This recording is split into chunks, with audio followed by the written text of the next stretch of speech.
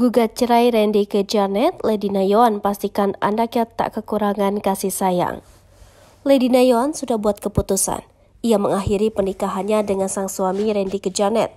Melalui kuasa hukumnya, ia mendaftarkan gugatan cerai terhadap Randy di Pengadilan Negeri Bekasi, Jawa Barat.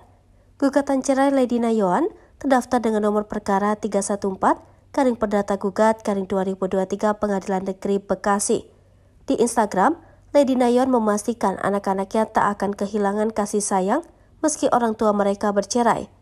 Diberitakan sebelumnya, konflik rumah tangga Lady Nayon dan Randy ke Janet bermula karena perselingkuhan. Lady tak segan membongkar perselingkuhan suaminya dengan Shahnaz Sadiqah di Instagramnya. Randy ke Janet sudah melakukan klarifikasi. Pihaknya tidak membantah dugaan perselingkuhan dengan Shahnaz Sadiqah.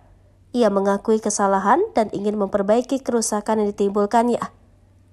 Hal senada juga dilakukan Shahnaz Sadiqah dan JJ Govinda yang sudah memberikan klarifikasi. Mereka juga tak membantah soal kabar perselingkuhan dengan Randy ke Janet.